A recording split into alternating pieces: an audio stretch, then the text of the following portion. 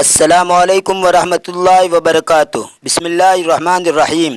سامعین و ناظرین، آج کے اس ویڈیو میں ایک ہوشیار لڑکے کی ذکاوت و ذہانت کو بیان کیا جاتا ہے۔ فی احد الایام قرر الخلیفۃ ان یزور بیت صدیقہ ابی سالم۔ ایک دن خلیفہ نے طے کیا کہ وہ اس کے دوست ابو سالم کی گھر کی ملاقات کرے، زیارت کرے۔ وعندما وصل الخلیفۃ الی البیت لقیہ الطفل سالم المعروف بذکائہ وفطنتہ۔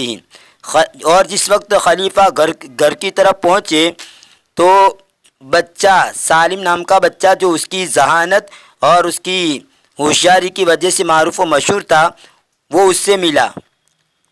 توجہ الخلیفۃ الیہ وسألہ، خلیفہ اس کی طرف متوجہ اور اس سے پوچھا ایہما اجمل بیت الخلیفۃ ام بیت والدک، ان دونوں میں سے کون سا اچھا گھر ہے، ان دونوں میں سے کون خوبصورت ہے، یعنی خلیفے کا گھر یا تیری والد کا گھر، ان دونوں گھروں میں سے کون سا گھر اچھا ہے۔ بیت ابی اجمل الان لانک موجود فیہ، میرے باپ کا گھر ابھی اچھا ہے اس لیے کہ آپ اس میں موجود ہیں۔ اجاب سالم، سالم نے یہ جواب دیا۔ عجب الخلیفۃ من سرعۃ خاطر الطفل، خلیفہ نے تعجب کیا بچے کی حاضر جوابی سے۔ سرعۃ خاطر الطفل کا معنی بچے کی حاضر جوابی سے خلیفہ نے تعجب کیا۔ ومن حسن جوابی، اور اس کے اچھے جواب سے۔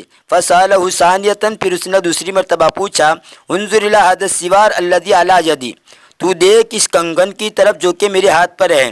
هل رأیت اجمل منہ، کیا تو نے اس سے اچھا دیکھا ہے؟ نعم اجاب سالم، ہاں سالم نے جواب دیا۔ الید التی تحملہ اکثر جمالا منہ، وہ ہاتھ جو اس کو اٹھاتا ہے، یعنی جس ہاتھ کے اندر وہ ہے، وہ ہاتھ جو اس کو اٹھائے ہوئے ہے وہ اچھا ہے جمال کے اعتبار سے اس سے، یعنی اس سے بھی اچھا ہے۔